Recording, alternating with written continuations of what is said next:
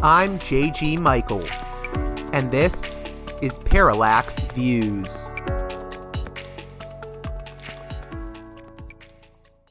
Hey there, Parallax Views listeners.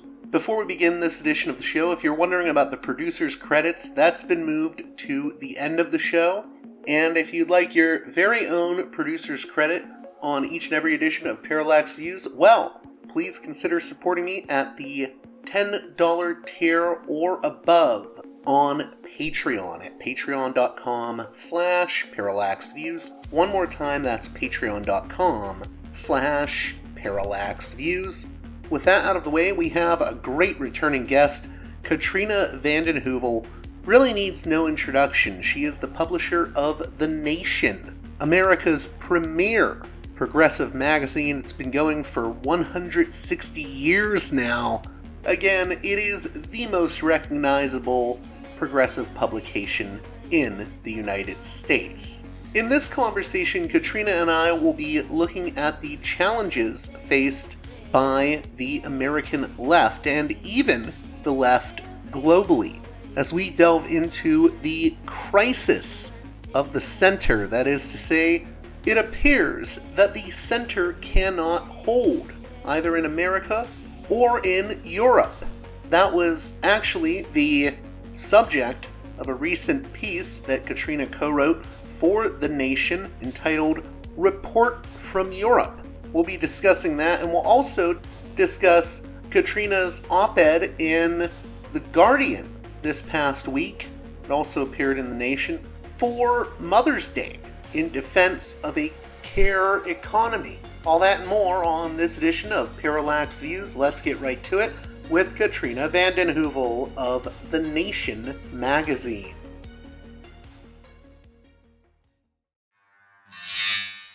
Welcome back to Parallax Views. One of my favorite guests, the publisher of The Nation magazine, which I believe it's, how many years has The Nation been around now? I feel it today. It's 160 years old as of July 6th. We were founded in 1865 in New York City by abolitionists committed to ending slavery. And one of our lead founders was the architect of Central Park and many other parks in this land. Wow. Frederick Law Olmsted. Well, congratulations on that, and welcome back to the show, Katrina vanden Heuvel. We have two articles we're going to discuss that you recently wrote. The report from Europe, The Center Does Not Hold, which is at The Nation, and also this Mother's Day, let's talk about why birth rates are really declining, which I believe is at The Nation, but also The Guardian. And it's at The Guardian, yeah. Okay. I think people may at first think, well, those are two completely different topics, but I do think there may be a connective tissue in this. We live in an age of austerity and doubling down on austerity, and I do think both articles sort of allude to that. I think you're absolutely right. I think one of the points I make toward the end of the Guardian Nation column on Mother's Day motherhood is that one of the reasons people are having fewer children is lack of confidence in the future. That's part of it. And why do people have a lack of confidence? Debt repayments are up. Austerity is up. Childcare is not what was promised in the CARE program. People are facing a lot of problems, and they don't see a government or governments in Europe or here dealing with the care economy, as it's called, so that people look around and housing is short there and here. And that's why there is that connective tissue. You're absolutely right. And to change it is not just waving a wand and saying we're all going to have good childcare and affordable housing. It's actually making that work, which, my colleague Robert Borsage and I spent about 10 days, almost 2 weeks making that tour from, it sounded quite grand, but it's real because you see in London, France, in Paris, and Berlin, as we moved east, the resurgent right kept getting better numbers in the polls. And the left is coming back, but it's divided. Oh, well, I wanted to talk. I don't know if we could start with Britain because, it's interesting. I was talking to a friend from the United Kingdom recently, and they're convinced, and they're horrified by the prospect of it, but they're convinced that Farage could very well get into power. at some point, and it does seem like his party is actually making a lot of gains. What is the situation in Britain? I hate to say that it is not unlikely that reform, whose polls are getting stronger each day, could join with a conservative party that has been discredited. It's made a mess before Keir Starmer's Labour Party came back.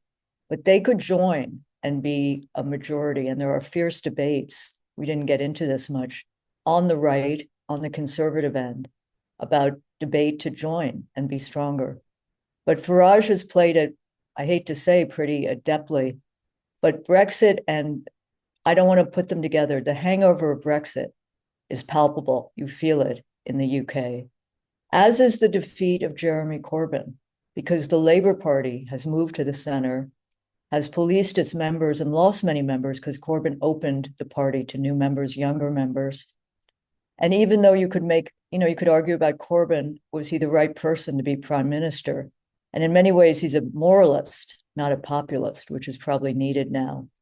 He did have a vision, and Keir Starmer's vision is my ideology, he says, is no ideology.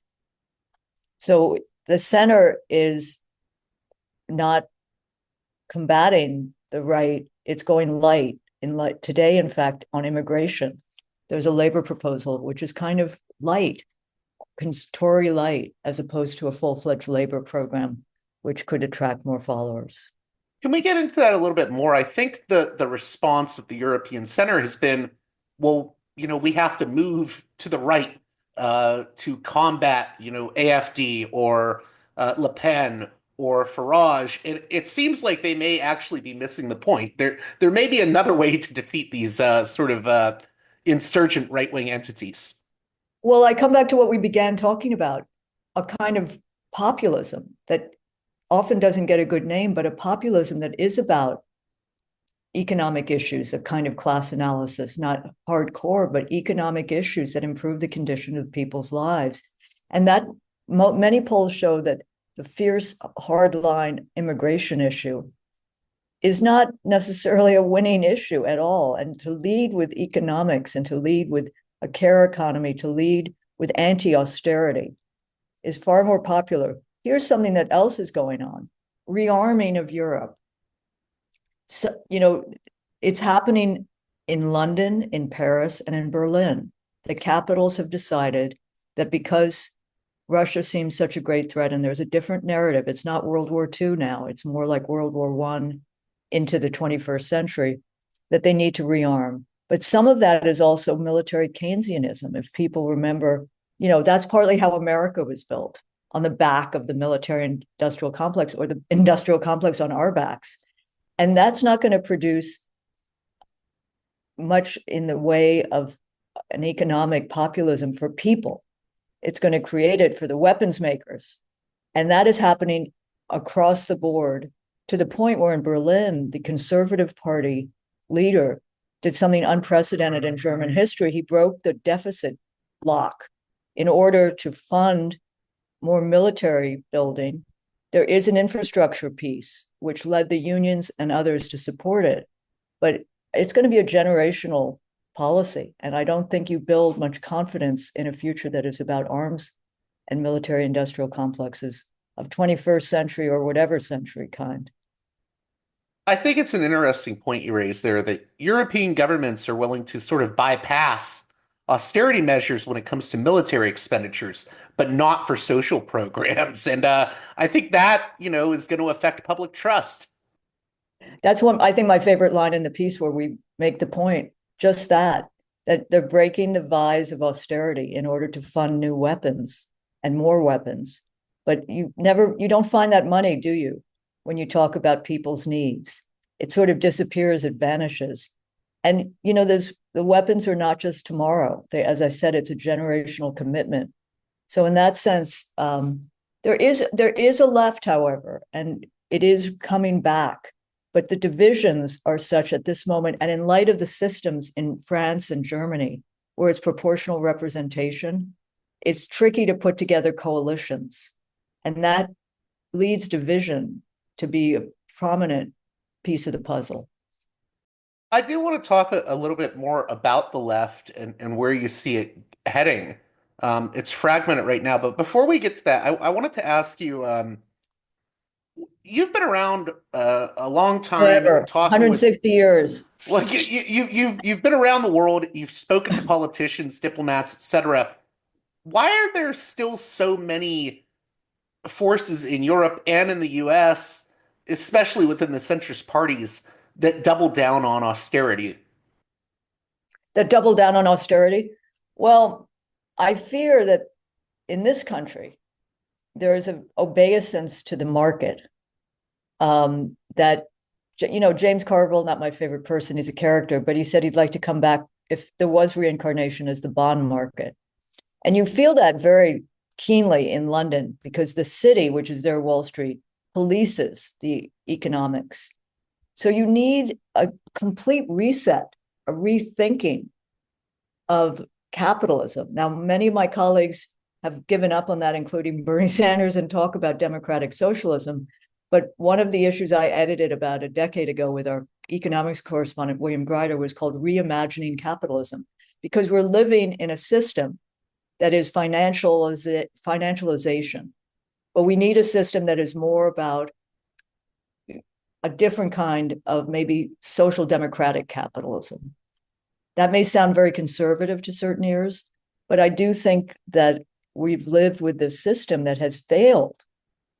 And it is the case that Joe Biden, in his domestic policies, did break with a neoliberalism that afflicted and impacted our economy. And you're seeing that to a certain extent in Europe. But the forces arrayed against that break are fierce. And we see it now. I mean, I've been going to Russia since 1978, and the great period was Gorbachev. But I've heard the word oligarchs for decades, and now suddenly we're calling it like it is. But the inequality and the austerity go hand in hand. The inequality has grown, partly because of a failed austerity program. So we need to really think about the end of neoliberalism and how to seize this moment and drive it further. In terms of the left in Europe, I was wondering if we could talk a little bit about Mélenchon in France. I know he's considered kind of like a crabby figure at times, maybe a bit divisive, but there's a lot of admiration I have for him in some ways. I think he can unify people on some fronts. He's a Well, very interesting figure. I did not see him in Paris, but I just spent a few days. He was in New York. He did a Zoom call with Bernie Sanders from the Nation offices. I wanted to be a fly on the wall. He is known to be ornery. He is the best known, the most oratorically talented, visionary. He is both a politician and a philosopher, he will say. He's not loved, but who's loved? And politicians always break your heart, so you can't love a politician. We have a very good interview with him this Wednesday at thenation.com. And he was in the New York Times and the Financial Times. There's a sense that it's inus mis, which is the name of his coalition, which means unbowed, which is kind of beautiful. He didn't want to do communism, Marxism, and ism. He has had major fights with forces within inus mis, which has led to other coalitions emerging. But there's no question that the National Popular Front on that election came together. And if they come together, they are very close to winning. So it's a tantalizing, frustrating situation. But I think he's visionary. And he spoke for 3 hours at CUNY in New York City about 2 weeks ago. I'd say there were 500, 600 people of all ages sat enraptured, wrapped, which is rare. So I think there's something powerful there. But What do you think it is? Like, why do you think he's visionary? Like, Because what works with what he's doing? I think there's there's a sense we've lived with that there is no alternative. Tina, talking about people who retain Margaret Thatcher, that old Margaret line. Thatcher, there is no society, there is no alternative. Something Mélenchon would say, are you kidding? We have a great, we can build a society, we can be visionary at the same time as pragmatic. And I just think people are in the same way people, especially younger people, didn't want to be pandered to, and Bernie Sanders didn't do 2-minute sound bites. He did these long speeches. He didn't pander to them, and people were interested. So I think people are interested in ideas. Of course, they want change, and they want change in their lives that is concrete, but they are interested in hearing the state of the world, the state of the country, the state of your economy, what can be done, what can be changed. It's as simple as that. I mean, we came out of this last election in our country was a change election.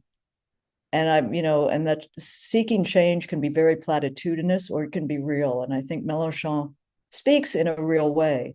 There are other politicians in France, but he has captured much of the imagination. The party that is truly failing, except maybe in the UK, is the Green Party. Because the Green Party in Germany has become very militaristic. And is not, and also the elitism of the Green Party, certainly in Germany, has turned away people. What do you think? I mean, are there strategies you think the left, both in the US and in Europe, should be adopting right now to build broader coalitions? Like, what's the future? How can they present a compelling alternative to both centrist and right-wing parties? I think that's the big question for a lot of people. So I come back from Europe understanding the strength and weakness of our country, that we are poor, that we have two parties. We do have more. We have more parties, but until we have real national reforms, I hate to say that third parties, except maybe at the local state level, independence doesn't really work. So the Democratic Party is a coalition party. You got to lead with certain things that people can agree on. And I come back and, I don't mean to repeat, but it's about a multiracial populist economics that speaks to people's lives. And then you can speak about other issues, but it's really speaking to the absence people feel. It's not just economics, but it's how can you feel community? How can community prevail over the chaos that is perpetrated on us day to day? And how can you weave that community together, finding the principles that animate a majority? I do think Trump is failing, but it doesn't mean people who voted for him are going to turn to the Democrats. That's a different equation. I mean, I think that tariff stuff and the level of, I mean, people didn't vote for Elon Musk. He's sort of gone now, but the level of corruption is so staggering that it makes you laugh and then it makes you reel over. And the farmers are being shafted and people who voted for him, there's no FEMA to help, et cetera, et cetera. But again, you can't just oppose, you have to propose. And I see that as the mission of a progressive democratic wing of the party, and persuading those in a coalition, other Democrats, that there's a winning strategy here. We've had Dan Osborne come through. He's from Nebraska. He probably will run as an independent. There'll be some independents. And I think in the red states, that's an interesting strategy. And you do have a chair of the Democratic Party in Nebraska. And I think that to turn away from the red states is stupid, but it's not a winning strategy to say you're going to win, but you got to start speaking to people. And the 50-state strategy is not a new one. Howard Dean played with it. But it's a tough, building coalition is tough. And it's especially tough in a media environment like we have. We got your program podcast, there's independent media, there's more of that. But I hate to say it, I take the last New York Post at the local drugstore. I just slip it. And yesterday it was AOC and the private planes on the front page. And what happens is it's not just the cover story of the New York Post. Inside, there are 20 mentions of AOC, and they've started calling her the private jet AOC. Give me a break. I mean, there are bigger issues than the individualism of the ecology, the environment, and private planes. You got to be ferocious in pushing back. Not every media outlets do different things, but there has to be a pushback. And we're living at a time, the nation's been covering this for years, where the big media clearly has regulatory business inside Washington. And you've got a president who's playing with that in a ferocious way. So it's a tough time And you see that beginning in France, for example, where there's a new kind of Fox channel. There's very good media, but there's the growth, again, is in the kind of Fox arena, which is a measure of the times. I also wanted to ask you, getting back to your Mother's Day article, you're arguing that, we need to sort of take up pro-family positions instead of allowing Republicans to sort of have, I think you call it the ideological monopoly on pro-family policies. Can you discuss that more in Yeah, just detail? in the same way patriotism has been ceded to the right. These terms are not right, they're not right left. In my mind, to be to be family values is not to go to church on Sunday and then be a bad player in terms of allowing people to live decent lives the rest of the week by voting for cuts in Medicaid, or like cuts in school budgets, cuts in all of these arenas which are needed to raise a family, a strong family. Now, it's not necessarily family. Families come in different ways and different directions and different meanings, but it does mean to cut the crap about the hypocrisy of one party being the family values party. I thought that was long gone, but this kind of pro-natalist stuff, I mean, I've seen it in Moscow because for many years, I mean, abortion was the only birth control in Russia for a long time, which is not the way, but Stalin banned abortion. And then it came, but there is a big move on to grow families. That's not pro-family to have bigger sized families, but it is pro-family to support what families need to be healthy, housed, fed, remunerated with a decent job, dignity. So I push back on this idea that, in my mind, patriotism, as our editorial board member Eric Fono wrote in the wake of 9/11, dissent is the ultimate form of patriotism. One loves one's country, but you understand it's still evolving. It has not reached the high point of blesseddom. I feel a very similar way about how the right has sort of taken the term freedom and liberty, as like, oh, that's our domain, and it's like, no, not really. I think I there's, know. FDR, the four freedoms. The left has a word on that too. The Four Freedoms, if anyone comes to New York, please go to the Roosevelt Island to see the Louis Kahn Four Freedoms Monument. But I used to have an argument with my father, who helped build the Four Freedoms Park. My favorite speech is Roosevelt is the Economic Bill of Rights, which I used to say if a politician in these last decades gave it, they'd be driven out of Washington. But Bernie does a version of it. But you're right, the four freedoms: freedom of worship, freedom of speech, freedom from want, freedom from fear.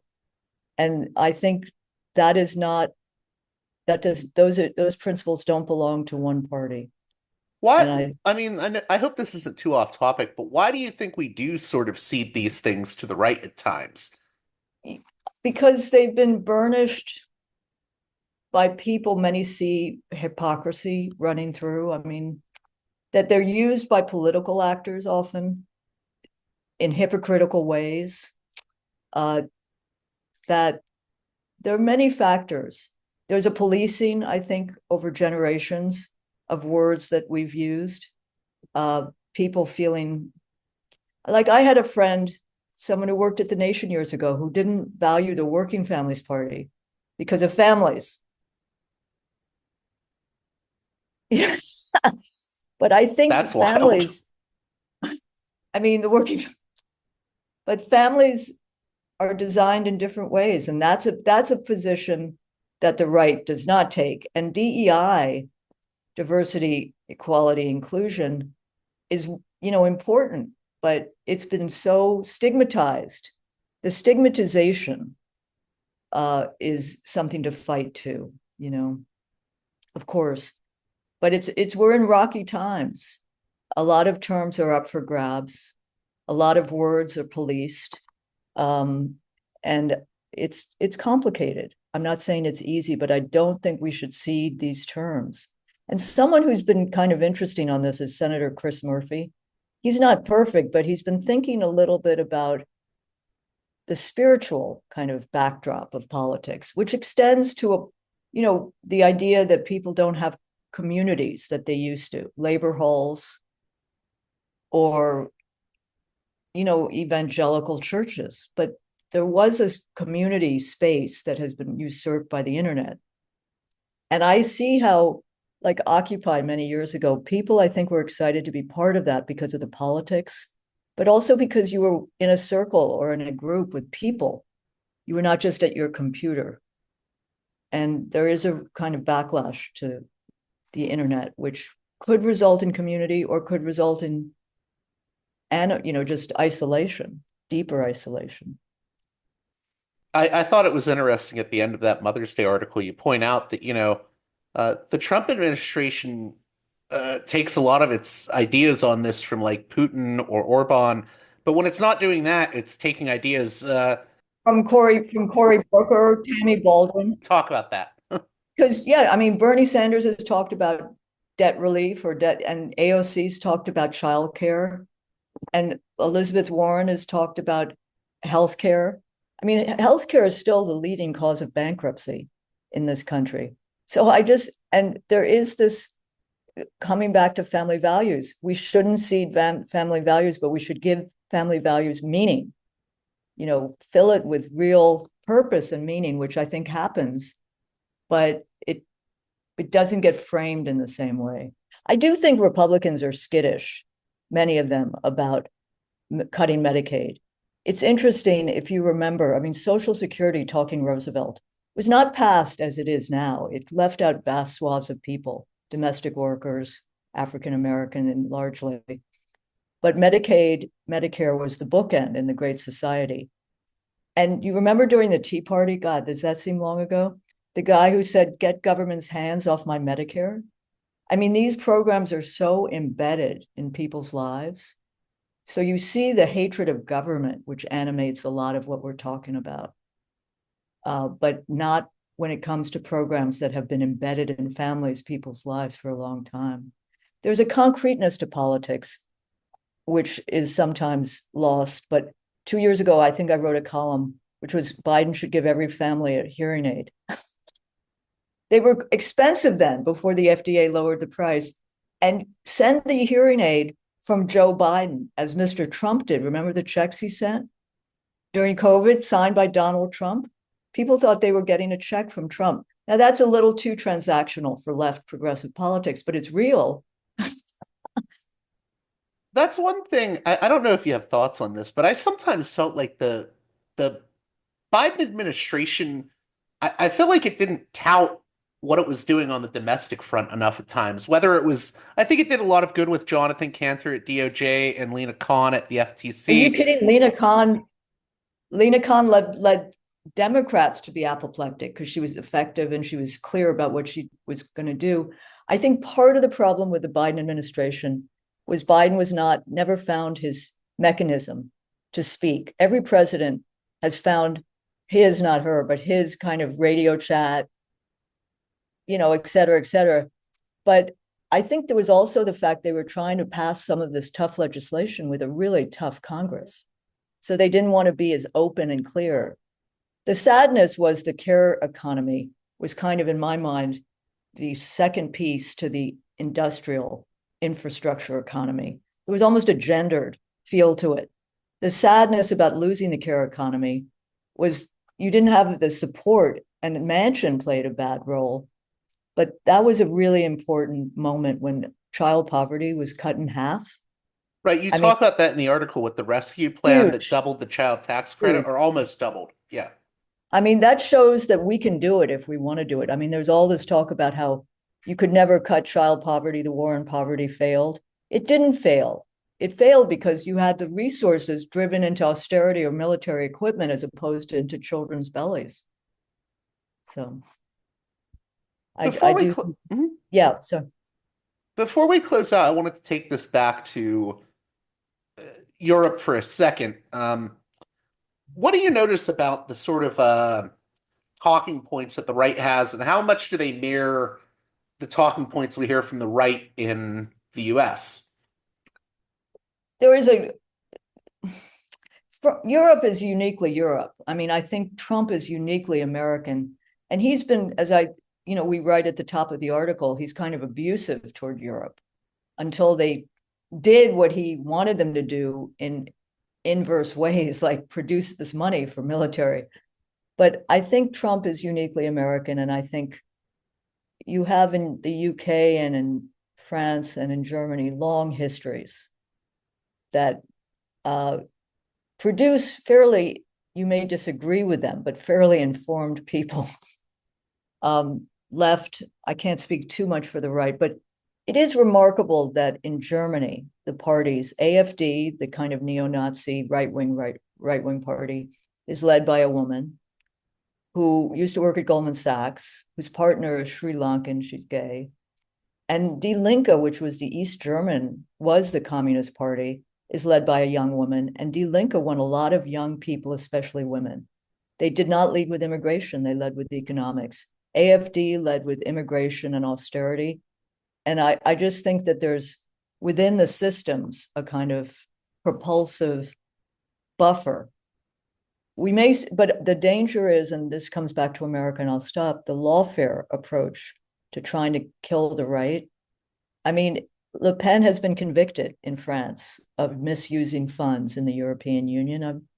She's banned from running for 5 years. I don't know where that heads, but a lot of people compared it to the actions versus Trump. And the AfD in Germany, there's big discussion, and it may well be banned. There are people in the left who think that's a wrong way of going. Banning parties has not worked out too well. They go underground, they become more martyr-like. So there's similarities in that context of using law, using conviction, indictments, but you're seeing a lot of different kinds of politics.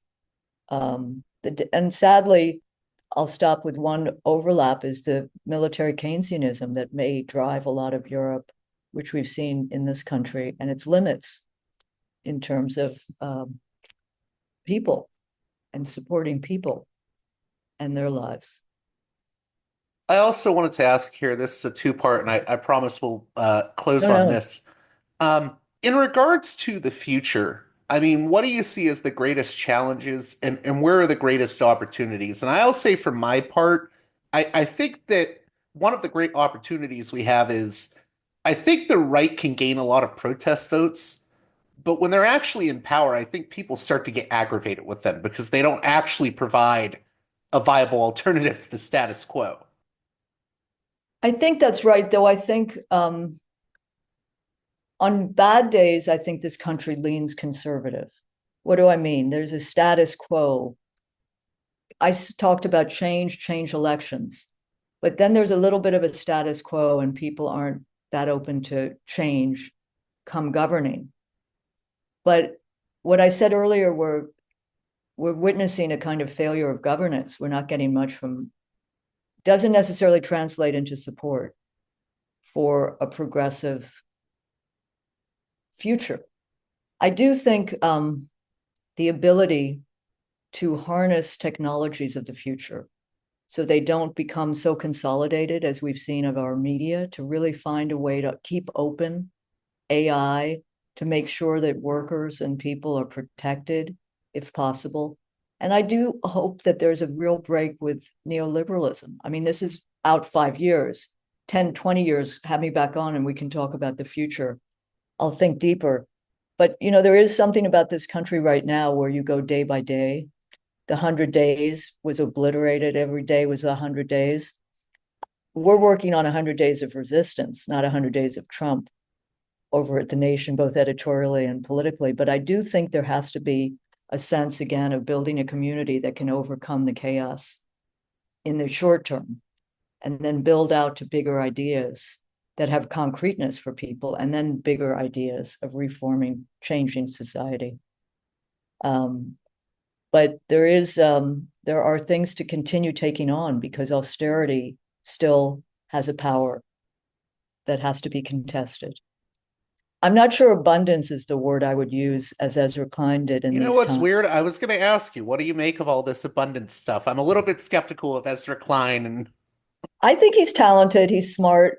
I'm not sure I would have spent my talent and energy on supporting abundance at a time like this, because there's another A word, which we spent a lot of time talking about, austerity. And to get from austerity to abundance is a real leap. I also think it's a little bit about the dangers of overregulation, which is, the regulatory stuff was always a prime right-wing Trump. On the other hand, I don't know if you remember George McGovern. I'll stop here, who ran for president in 72. He was so when he really retired, he took over an inn, I think in Vermont or New Hampshire. And every year he'd write a piece for the Wall Street Journal about how the inn wasn't doing well because of overregulation. I'm not sure. Maybe there were one or two excessive regulations. That's always possible. But I just don't think George McGovern was suited to running an inn in New Hampshire or Vermont.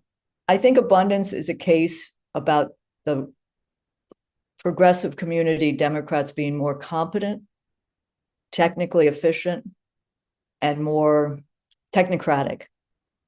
And that's not my vision. I'm not opposed to mastery of skills and competence, but I remember Dukakis in the tank preaching competence as his purpose for running. People want competence, but they want more.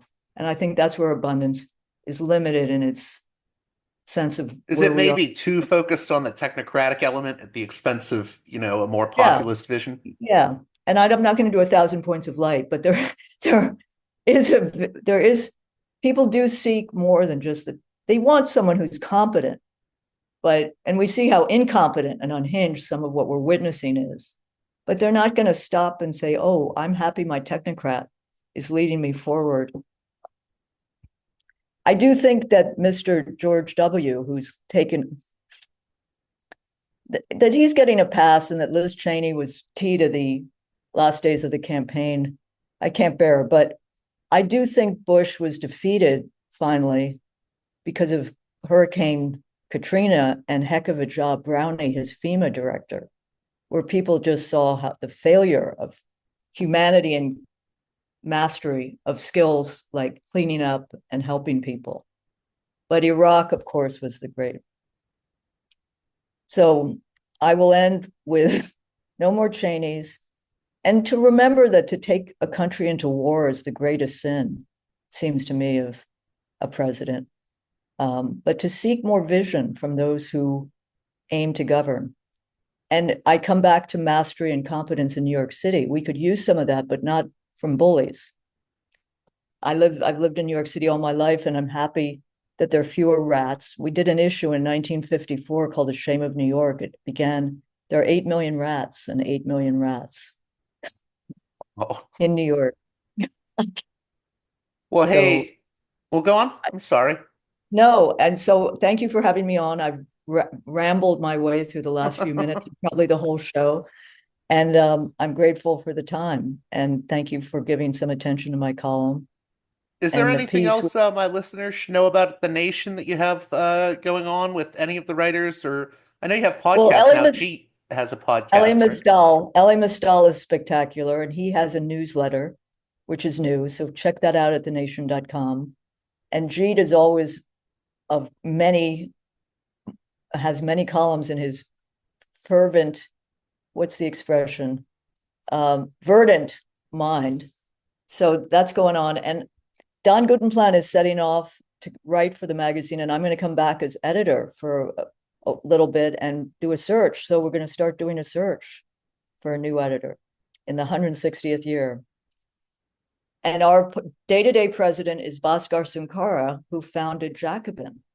Yep. So he is at The Nation. Thank you so much, Katrina. What's that? You have a big tent. Well, that's great. And I want to thank you again, Katrina vanden Heuvel, for coming on Parallax Views. You're a big inspiration to me. So I appreciate whenever you can come on. Thank you so much. Take care.